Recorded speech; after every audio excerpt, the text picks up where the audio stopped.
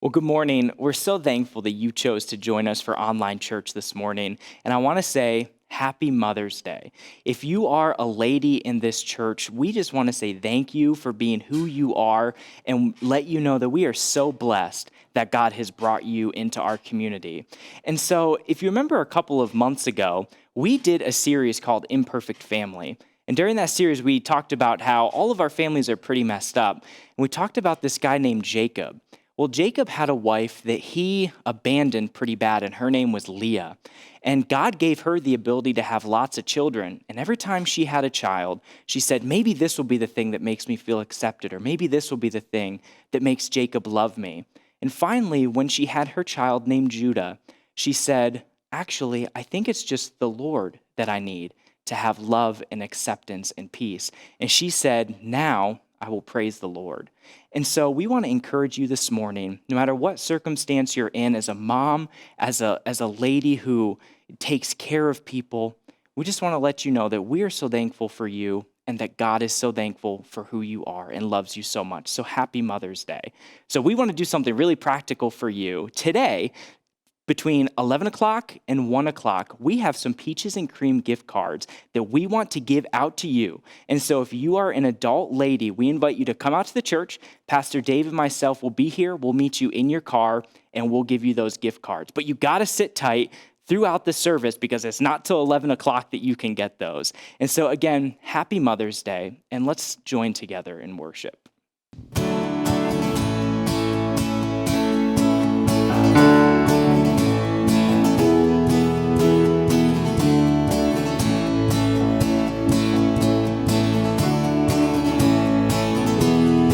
This is where worship starts, here in the temple of my heart, remembering who you are and all you've done. This is your majesty, all I have tasted and I've seen, remembering who you are, and once again I see the Lord forever glorified, exalted and lifted high, and all of the kingdom it cries, you are the Lord.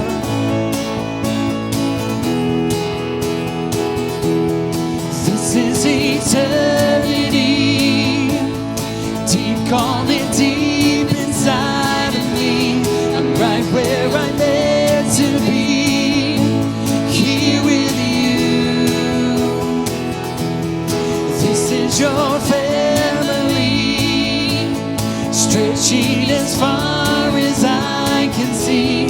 I'm right where I'm meant to be, and once again I see the Lord forever glorified, exalted and lifted high, and all of the kingdom it cries, you are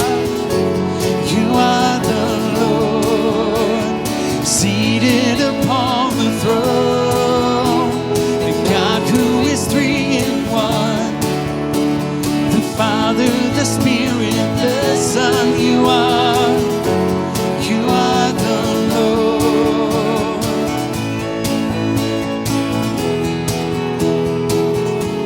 You are the Lord, holy you are.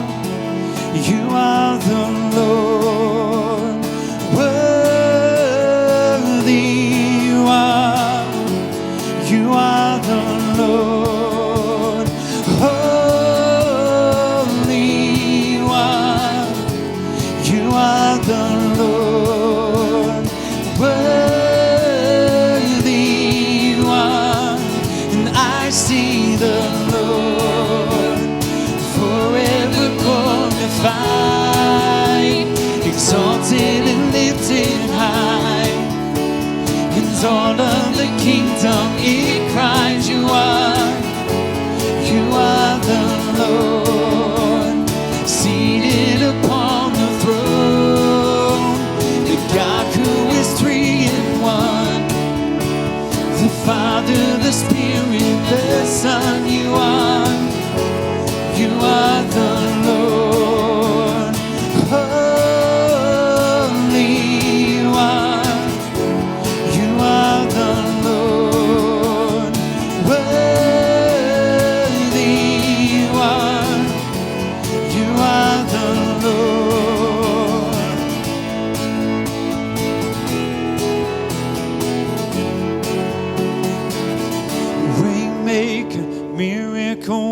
worker, promise keeper, light in the darkness.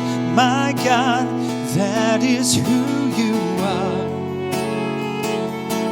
You are waymaker, miracle worker, promise keeper, light in the darkness.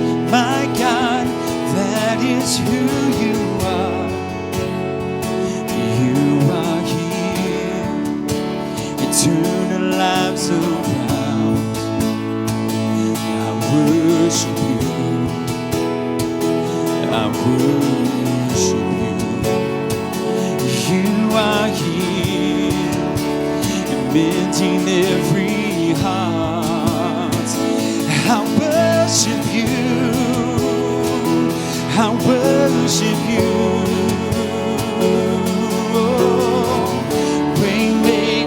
Miracle worker, promise keeper, light in the darkness. My God, that is who you are. You are waymaker, miracle worker, promise keeper, light in the darkness. My God, that is who you are. That is who you are. That is who you are. That is who you are. That is who you are. Even when I don't feel it, you're working.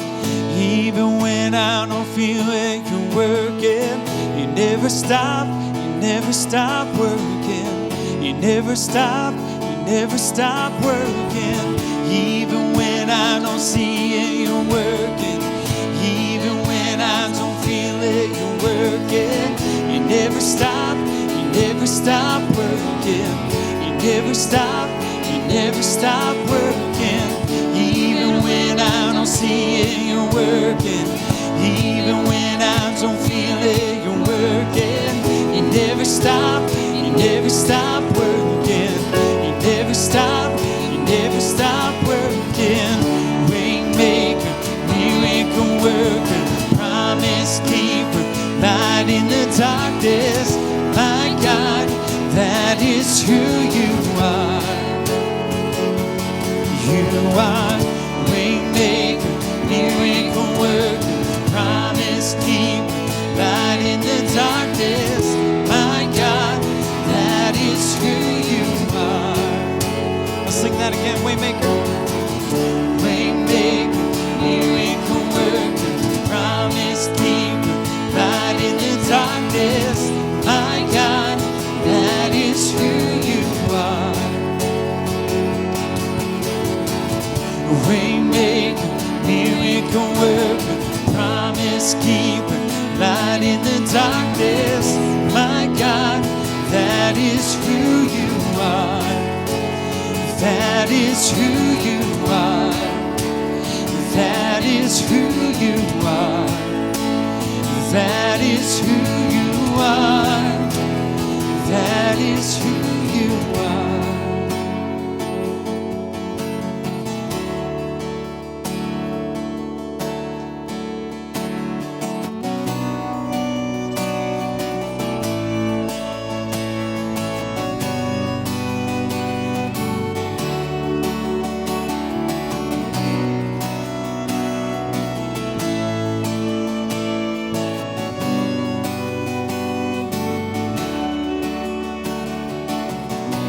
Before I spoke a word, you were singing over me.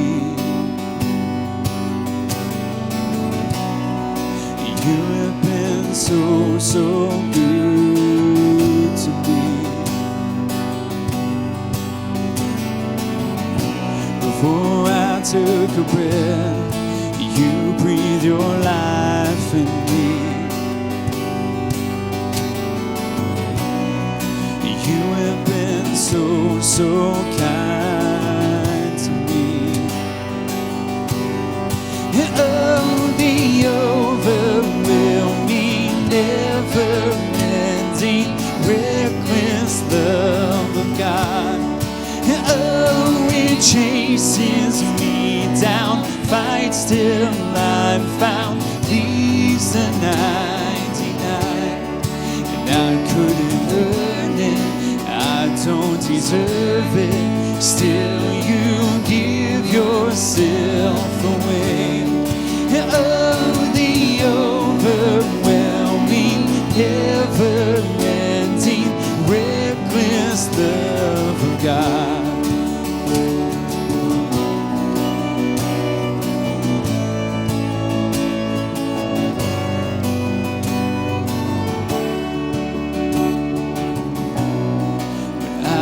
Your foe, still your love fought for me.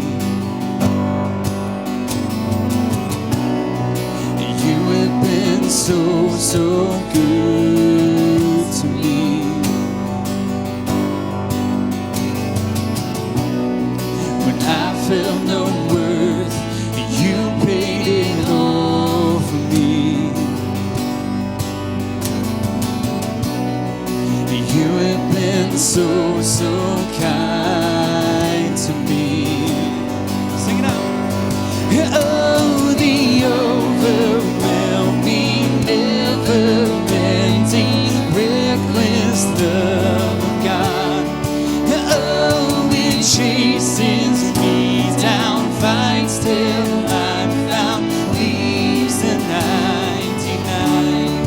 And I couldn't earn it, I don't deserve it, still you give yourself away.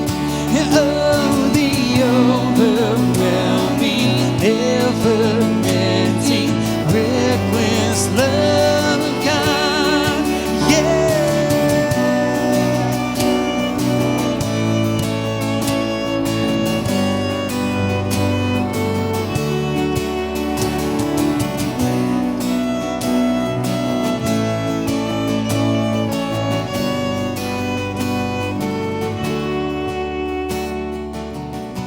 There's no shadow you won't light up, mountain you won't climb up, coming after me.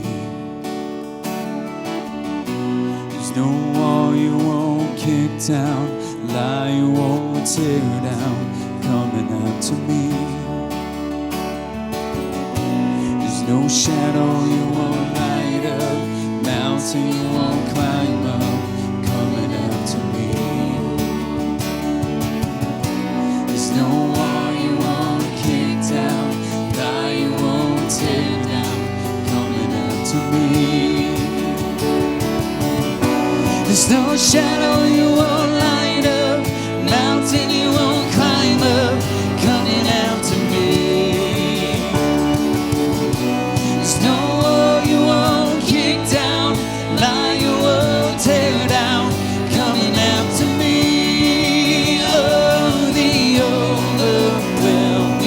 Never-ending, reckless love of God. Oh, it chases me down, fights till I'm found, leaves the 99. And I couldn't earn it, I don't deserve it, still you give yourself away. Oh, the overwhelming, never-ending, reckless love of God.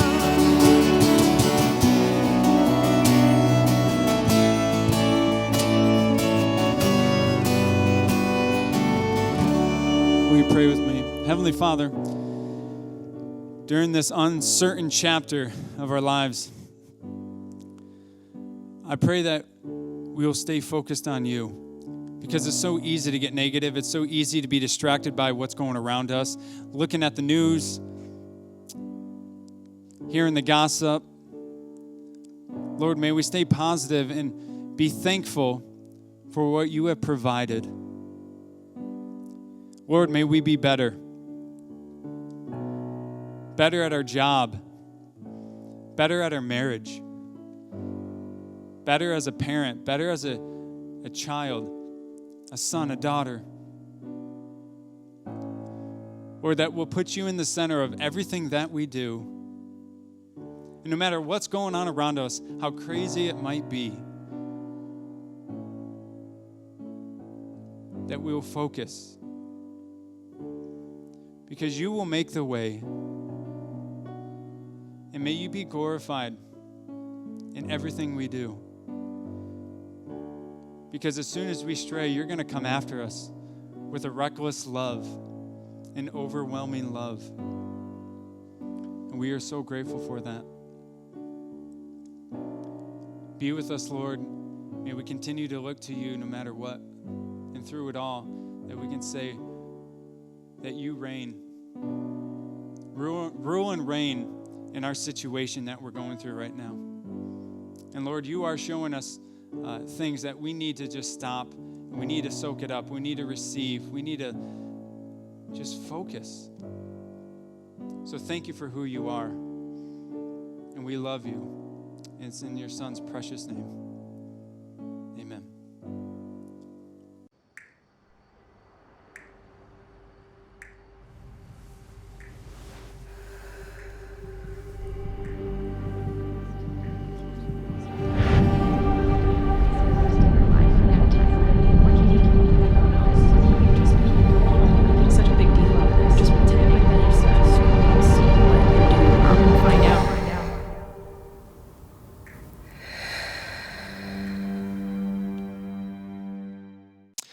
Hey, we are finishing off this series, Anxious for Nothing, today. This series comes from Paul's statement in Philippians 4, be anxious for nothing. And I hope you found this series to be helpful. We've talked about Thanksgiving leads to peaceful living. We've talked about don't borrow from tomorrow, but trust God for today. And last week, as we unpacked the story of Mary and Martha, we said turn your worry into worship. And so I hope that you found these truths to be helpful as we live in these uncertain times that can be filled with worry and anxiety as we're homeschooling our kids and we don't have too many outlets in which we can interact with other people. So today for Mother's Day, I'm going to give to you a special treat. I sat down with two mothers from BRAC, Sheila Harewood and Denise Duell, to talk to them about anxiety in motherhood. And so I hope that you'll enjoy this interview. Let's go ahead as we sit down with Sheila and Denise, and we get insight, especially for those of you who are mothers, insight on how to combat anxiety and to get a little bit more peace in our lives during these uncertain times. So enjoy this interview. Well, ladies, thank you for being a part of this conversation today on Mother's Day. Happy Mother's Day to both of you. And we're talking about anxiety, and I just wanted you to give us some insight, to give some of the mothers specifically some insight on how to deal with anxiety, because it is hard right now for many of our moms. Many of them are homeschooling their kids. They've got laundry, they've got dishes, they've got taking care of the home. I know, my wife is my hero right now because we've got two elementary age kids, a pre-K and a baby, and she's running from here to there, looking at this computer, checking in on this kid, and it gets a little bit crazy. So thanks for giving us some encouragement, specifically moms on this Mother's Day. But before we kind of dive into the conversation, just introduce yourself. Tell us how many kids you have. Denise, in your case, you have some grandkids, so just tell us about them. Okay. All right, we have three kids, Derek, Jenna, and Brandy, and Derek's 34, and Jenna is 30, and Brandy is 29. And then I have 6 grandkids and 1 more on the way. Awesome. Sheila. I have 6 children. 2 are not at home right now, and 4 at home. My youngest is 8, Sanaa. The next one is Dylan. He is 11. I have to think about all of these children ages. Sorry. Then I have my son, Allende, who's 14. I have my daughter, Imani, who's 16. And then I have Ashley, who is 19. I hope I have her age right. And my oldest daughter is 31. Her name is Keisha. Excellent. So let's talk about this whole issue of anxiety with motherhood. The Apostle Paul says in Philippians 4, 6 through 7, he says, do not be anxious about anything, We titled this series, Be Anxious for Nothing. Do not be anxious about anything, but in all things, through prayer and petition, with thanksgiving, make your requests known to God, and the peace of God, which transcends all understanding, will guard your hearts and your minds in Christ Jesus.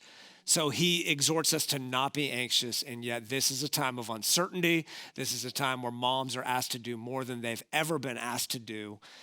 Sheila, just give us a little bit of insight on what it's like to be a mom nowadays.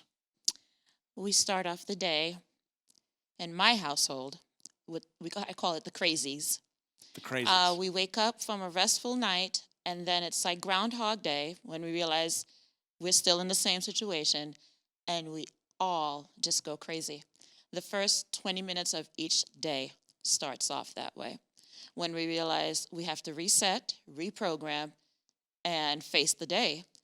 And we don't want to go through it in this particular way, but we have to. So it takes us a couple of minutes to adjust. So I imagine families are going through similar experiences where the mom wakes up and it's like, okay, how are we going to make this day different from yesterday? How are we going to focus on the positive and not get distracted by the crazies, which is schoolwork, laundry, cooking, family getting along. You know, we're used to getting along apart, but now we have to get along together, which is a whole different spectrum. So it's interesting. Denise, talk a little bit about Thanksgiving. In this series, we made this statement that Thanksgiving leads to peaceful living, which is a huge point because oftentimes we focus on the negatives. We focus on the stress. We focus on the things that are not right. And yet the Apostle Paul says, make sure you implement Thanksgiving. Have you seen that make a difference in your life, both when you were raising your kids and now you've got grandkids and you're helping out a little bit with the grandkids, but how has that made a difference in your life? I think you have to be intentional about looking at something positive because I always try to look at the negative of the situation. And so I have to be intentional and I have to be thankful that I have 3 kids that love the Lord and want to, be together as a family. I have to be thankful that my grandkids live close and want to be around even if I'm tired or I don't have time, and always look for the positive in the situation. And remember, there's always somebody that's worse than you are. They're struggling, and I have to look at it that way. Denise, give me an example of maybe some tough times that you've experienced in your life, both as a mother, maybe as a grandmother, some times of anxiety. I know your son, Derek, who's a good friend of mine and is also a daredevil, right? He's always on motorcycles. He's jumping off high cliffs. Talk about some times in your life where you've had to deal with anxiety and what you've done to try to combat it. There was a lot of anxiety with that. My husband was a daredevil as well, so he encouraged it. I never took risks, and I never had that kind of upbringing. My mom and dad were just calm. We didn't do things like that, but there was many a times of even watching Bill encourage my brother jump off ski ramps in the middle of the church parking lot, and falling flat on his back. Or Derek would race motorcycle, and I can remember at the starting line, I couldn't even watch. I'd have to walk away because my nerves would get me. A lot of times I had to just trust the Lord, which seems silly when they're doing things that I feel like they shouldn't even be doing. But I also have to know that because I'm not a risk taker, that looks way more dangerous than what it probably really is. Although I think what they do is quite dangerous. But yeah, you have to be intentional, like I said, of thinking about letting it in the Lord's hands. And God gave us our kids to watch over. With my grandkids, a lot better situation because they're not quite my responsibility except for the time they're at my house. And I get to love on them and not have the worries of, are they going to grow up right? Are they going to, I still worry about that, but I can let it in God's hands, pray for my kids, and help my kids with the same struggles maybe that I saw. That's good. Sheila, talk about a time in your life where worry was a big deal, anxiety was a big deal, and how did you deal with it? So I can think of 2 pivotal periods in my life that as a mom, I I struggled with anxiety and worrying about the circumstance. One of the situation was most recently was when my family, who I perceived as well as my children to be perfect, not perfect, but perfect for our purpose. And we had everything we needed, loving home, and we found out that my husband at the time, we were separating. And the trying part in that was watching the collapse of my children. It was like looking through a lens that was perfectly clear, that was now filtered through brokenness and like pain. And watching that, and also watching my children simultaneously have those same experience. And we were kind of looking to each other to see how we were going to get through this. And each of my children fell apart in different ways. So I had to respond different to each child. And so that was a very anxious period for me, wondering, were my children going to get through this? Initially, before I realized, okay, turn to the Lord, But that first response was, it was trying to watch my children devastated by their new reality. And the second experience was also as a young mom, I'm an incest survivor. So I had a child as a result of that period of incest at the age of 13. And I was all alone. And I remember thinking, even at my young mind, how am I going to provide for this child, and what is going to become of this child?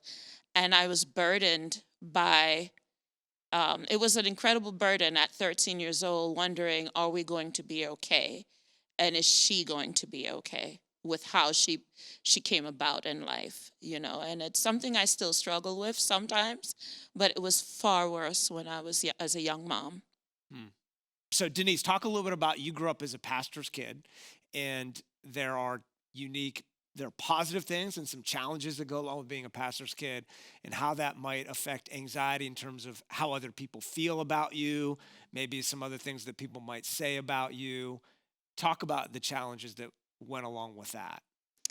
I think in growing up and looking back now, I always felt like everybody expected perfection because your dad preached something, and so you needed to live up to that. And I respect him and love my dad, so I wanted to come off as perfect. And I think that's followed me throughout my life, that I strive for perfection for other people, not for myself or for the Lord. And so I have a heart for pastors' kids because I know that people look on them differently. I can still remember in 5th grade a lady coming up and saying I had a bad attitude, and I probably did.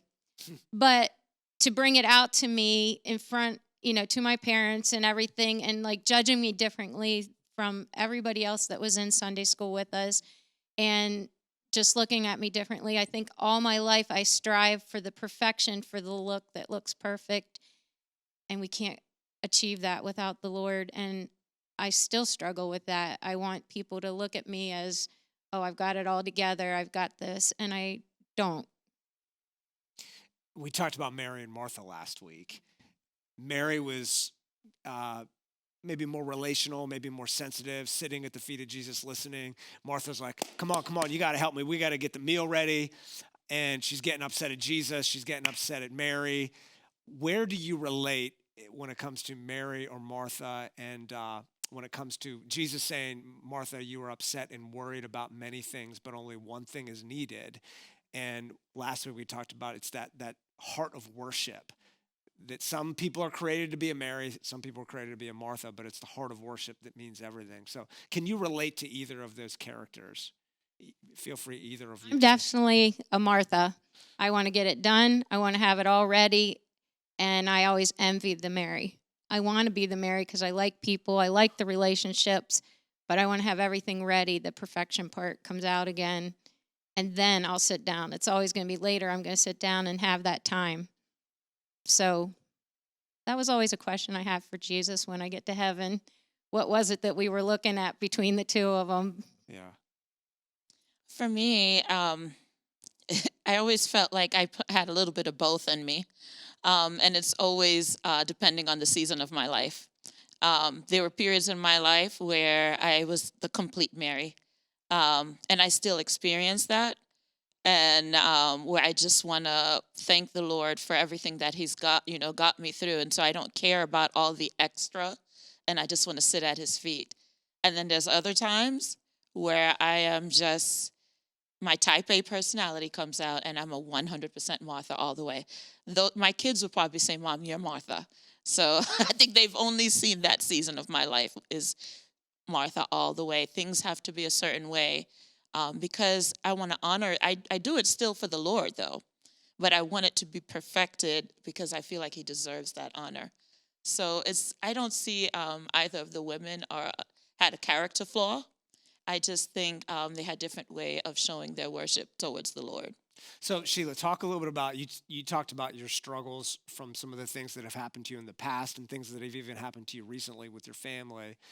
And you've got 5 kids in the home and they're doing schoolwork and trying to get them on task, etc. It is a ripe scenario for you to be overcome with anxiety or worry. So what do you do to stay sane? What do you do to give it to the Lord? What do you do to be free from anxiety? So I'm human. I have episodes, freakouts or whatever you want to refer them as. I have moments where I just need to scream. It's not the healthiest response, but at that moment, I just need to get it out. I have moments where I retreat to a corner of my room and just say, "Lord, help me get my mind right and my words right," because I don't want to speak, into my children's spirit something that's going to break them. So it's a daily battle for me. I am definitely because I am a product of my past, and it is the constant reminder to not pay attention to the triggers, which is a lot of things, because I'm type A, and really focus and be intentional, like Denise said, about noticing the positive things.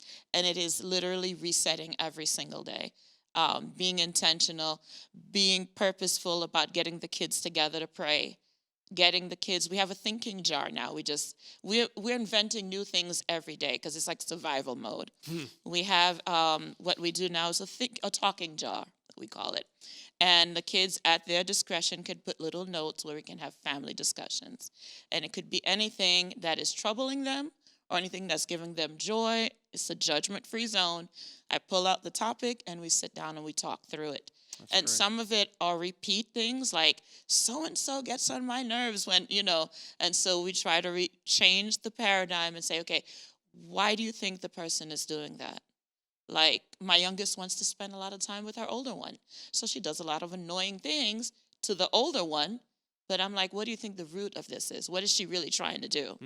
She's like, she just wants to spend time with me. She misses her friends. So it's about looking at the situation and saying, what is the positive thing in this situation instead of focusing on the negative? And we literally have to work on it every single day. It's not something that comes natural. It's a skill. And in order to perfect it, you have to practice. And so it's what we do every day at home. You have no choice. Yeah. Denise, let's talk about anti-anxiety medication. There are some who would say most people don't need it. You rely on friends, rely on prayer, rely on therapy. You shouldn't go to the pills. What is your opinion on that? I take them. I think that I struggled a long time. I thought I could get through it, especially as a pastor's kid. I didn't really struggle with anxiety or depression until I got pregnant with our third one very quickly after the second one. And my perfection side, I had everything planned out 3 years apart, and God had a different plan. And my husband has his own business. I do all the books. So it was just a lot of struggles, and I couldn't keep up with the perfection part of life. And so I finally, when I broke down enough, actually, my husband, Bill, called the doctor and said that she just needed help. And he explained it to me. If you have diabetes, you take medicine for it. And this is a chemical imbalance in your, mind. you do have to talk to other people and you do have to get help, but sometimes you have to go beyond that. And the medicine really has helped me. There's been times I can go off of it and I'm fine. And then I find myself later, a few years down the road, maybe something else happens. I was diagnosed with depression after our daughter Brandy, but then I went into anxiety about 7 years ago and had trouble with anxiety. And just, it came out of nowhere. And when I talked to the doctor, I'm like, I don't know what's wrong with me. You try to pinpoint one little thing that triggered it. And he said, it's not. It's a pile of things, little things. My parents are getting older. The kids left the house, just different things like that I struggled with that all got accumulated. And I did have one person once trying to help me say I needed to go to counseling. It was a spiritual issue. And I can remember being broken and calling my mom because I thought I was giving it all to the Lord. And I thought I was wrong then because this person was a Christian. And I think they meant to help, but until you've gone through it and walked that road, you really can't judge someone for that. I think you just have to make that decision, what's best for you and your family to make it work out for you. Yeah. Denise, talk a little bit about, I talked to a mother recently who said, I'm worried about my kids and their future and their purpose in life. And as a pastor, being here for 8 years, I feel like the number one stress in a lot of people's lives is their kids who have abandoned the faith or they have a broken relationship with their kids. And speak to the person out there who's struggling with their kid, who's out of the home, and also the person who's raising teenagers and is worried about their future. Give some of those parents some hope. So most people always tell you that the teenage years are the worst. And I think as a parent, we grow up with that in our head. And so when they hit teenage years, whether they're the worst or they're not, you automatically assume this has to be the stage that they're going to go through. So you do everything you can. My mother-in-law told me that was the best years of her life. And she encouraged my husband and I to spend time with our kids, make our home so much fun that they didn't want to go anywhere else. That way the friends came to our house, and our house was open all the time, 24/7. I never knew who was going to be there for dinner to spend the night. And we became friends to our kids with rules and limits. But I encourage everyone to spend time with your kids. Don't look at the teenage years automatically. They're going to be the worst years of their life because they don't have to be. But I also have a best friend that has kids that have struggled and walked that road with her. And you just have to get a prayer team. You have to get friends that you can be honest and real, share. They are the Lord's ultimately. It's not up to you to make their decisions. It's your job to steer them in the right direction and then continue praying. And it is hard after they leave the house because you don't have, I guess my problem was control. You don't have the control anymore. You can't steer that. So you do have to really wrap them in prayer. But I think share your struggles with other moms or other parents or other people, not to gossip or cut, but that you can raise up a team that's praying for your kids. Luckily, my mom and dad are really good friends with my in-laws, and my kids were close to their aunts. So my kids knew that if they went down the wrong path, it wasn't just mom and dad coming after them. There were other people that were watching out for them. And I really think that's what the church is good for, is having that accountability for the kids, for not just their parents, but others also. That's great. Sheila, I called your daughter Imani. She's 16 years old. And I said, tell me about your mom. And she said this, and I'll quote her. She said, my mom is amazing. We love being at school, but my mom has made the transition really easy from being at school to being at home. She made a schedule for us to stay at home. She's planned family activities to do while we are at home, go on a drive to the bison farm, spend time together as a family. And I said, how has your mom maintained her sanity during this season? And she said, she said she tries to help us be independent rather than her doing everything. So in her mind, you've done a good job of because you can't micromanage all 5 of your kids. You have to teach them to be independent, and yet you've been able to get away and do some things, and you've already alluded to some of the things you've done as a family. But expand a little bit on what Amani had to say. Yeah, it's like I said, it's about balance. It's about letting the kids also, I mean, we're all trying to figure out this new world right now. And the last thing I feel they need is another person telling them how to find their world.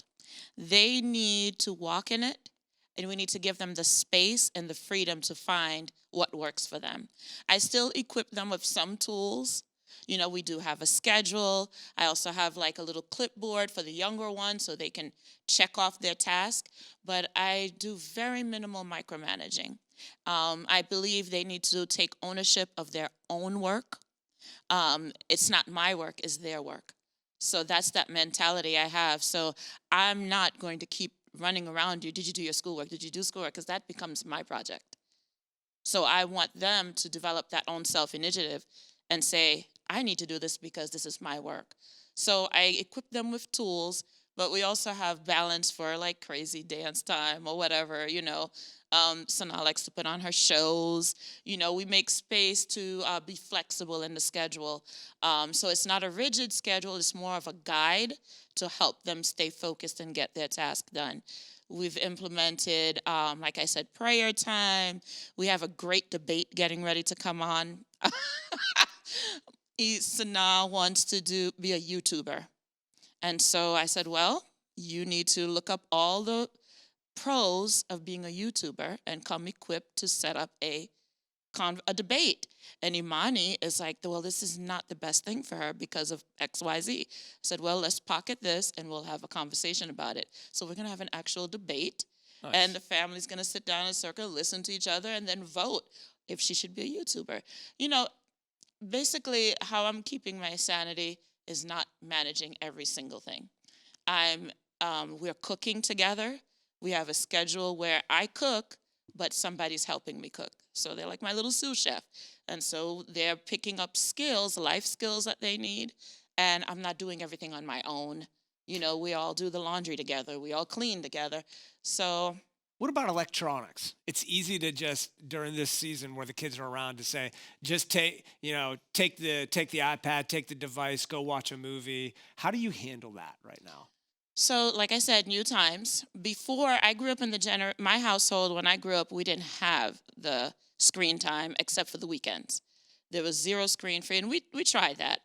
I am allowing the kids to a certain degree to, especially the high schoolers, manage their own time, Screen free, we do have a schedule. It is usually screen free all day up until 6 o'clock, until 6 to 10 for the older ones, because they go to bed later. I'm not making it a battle. They have 0 outlets right now. I've had to reinvent a lot of the things that I didn't want to do in the past. Like, we got a trampoline.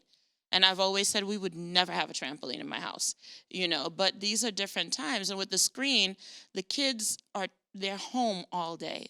We have each other, but they need to have some way an outlet to get rid of. And some people, their language is screen, some is crafts, some is board games. And you just have to know your children and see what works for them, because they need a space to be themselves and not be like, stressed out. So I'm a little bit more lax with the screen time. The younger ones now have screens 2 hours a day, every day.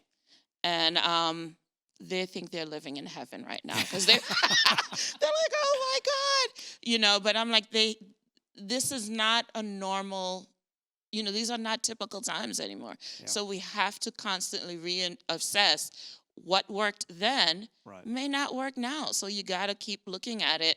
So those are the things that I manage, those little things that affect their mental health, their spiritual health. Those are the things. But the little things like, what some people might think as little things, the schoolwork, they're learning throughout the day. They're getting their stuff done. But I'm not going to manage every single aspect of their day unless it affects them mentally or spiritually. So Denise, so your son Derek's a good friend of mine. I've met with him over the years and asked him questions like, how did you grow in your faith? He's a guy that I've always admired, his faith, the way he loves God, the way he loves other people. And he has said to me several times over the years, my parents demonstrated this, my parents modeled this. And so I called him just a few minutes ago to say, can you give me just a statement about your mom? And he said, quote, my mom has always been thoughtful and goes above and beyond, giving of time, gifts, notes of encouragement. She was always thinking ahead. And he's actually been someone that's been that way to me. He'll call me at random times and just encourage me. He got that from you. So to talk a little bit more about that, just modeling to your kids, and I've seen that make a big impact on Derek. Just talk a little bit about that for the parents out there. I think the reason I spent time encouraging others is I watched my parents encourage others. Being a pastor, my mom had a heart, call people back in the days where they go calling door to door and just visit the elderly, the sick, the shut in. Derek's always had a tender heart. He always wanted to please the Lord. He was just an unusual kid. Even little, he wanted to be a carpenter, pastor, because his papi was a pastor and his dad was a carpenter, and he wanted to know like how to Jesus. do that. That's right. I think you do have to just live it in your everyday life. Show them that you care, not just teach them or make them do it, but show it in your actions, and they're copycats, just like a toddler. Yeah. If you do it wrong, they're going to do it wrong. If you do it right, you hope that they do it right. But just guide them, direct them in love. I think that was the biggest part of it. So I got one last question for each of you, and I want you to look right into the camera and address the mom right now, single moms, married moms, who are just struggling right now. It's a difficult season of life. They are losing their minds. They're losing their cool with their kids and maybe their husbands. They're snapping left and right. And it's just a difficult time. Can you give them a word of encouragement right now if you just look straight into the camera and encourage that mom? I will. I would encourage you to reach out to others. Look around, find somebody, but at the same time, look for somebody that might be struggling just like you, and maybe offer a word of encouragement to them, and find things to do for yourself, because the biggest problem as a mom is not taking the time for yourself. And we all need just a little bit. It could be 5-minute walk around the block, and also be honest. Reach out to somebody if you're really, really struggling, and just ask for their help, because I think that's the hardest thing when you're trying to come off as everything's perfect. Well said. So my encouragement to you is just breathe. Take one day at a time. Not even just one day. Take one breath at a time. This is just a season, and I don't say it loosely. It's just a season. We will get through this. We will rise above this, just like in times past. We all are going to mess up. We're all going to scream. We're going to say things that we wish we could take back. Thank God we have children who are so, they offer grace that is amazing. They are the most forgiving creatures that I can imagine. They give us the opportunity each day to just love on them, and they just it's like setting a reset. We have an automatic reset. Yesterday was yesterday. It will never come again. Don't dwell on the past. Focus on today. Get through each moment one at a time, one task at a time. Like Denise said, try to steal a couple of minutes to yourself and just be forgiving. We are going through a time that's extremely challenging right now. So we are going to mess up, and it's okay. Reset the next day. Go love on your children, love on yourself, and just ride out the season. This too shall pass. Amen. It's good stuff. Sheila, will you just take 30 seconds and just pray for all the moms out there? Most definitely. Thank you, Heavenly Father. Thank you for this challenge, this blessing, this experience that you call motherhood. Thank you for all the the good stuff, the bad stuff, the crazy stuff, and loving stuff that fall in between. Thank you for equipping every mom out there with everything that she needs to get through each day. Lord, I ask you to go into each of their families' homes, bring peace into their homes.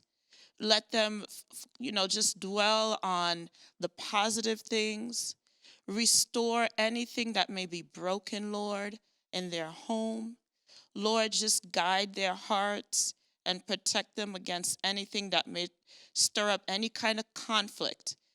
Don't allow that to happen, Lord. Give the moms an opportunity to rest, not only for themselves, but in you, and renew their energy each day, Lord.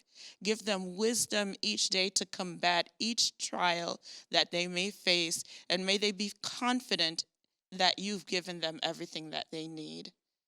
Thank you, Lord, for all that you do. Thank you for the provision, Lord, and thank you for the honor of being called mothers. Amen. Well, thank you, ladies. Appreciate your time, appreciate your wisdom, and a happy Mother's Day. God bless.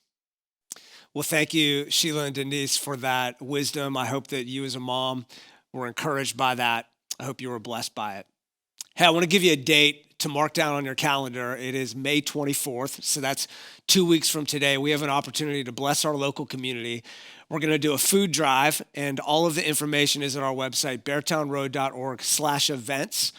You're going to show up between 1 p.m. and 3 p.m. and bring some food items. We're going to donate it to one of our local food banks. And then also we want to ask you to bring some loose change, and we're going to put it in a baby bottle to support the Pregnancy Resource Center. So again, May 24th from 1 to 3, you can show up at any time. You don't even need to leave your car. We'll have some volunteers to facilitate the food drive as well as the loose change that's going to support the Pregnancy Resource Center. Again, it's beartownroad.org/events. It'll give you all of the details that you need for that. Also this afternoon, or directly after this service from 11 to 1, you can come to the parking lot and get your gift cards for Peaches and Cream. We're now going to have a children's church time, but we're going to need you to go ahead and click on a different video for this. So if you go to your Facebook or YouTube feed and click on the premiere for this video for children's church, it's a separate video altogether. It will begin right at 10:30. So thanks for being a part of our online service today. God bless you.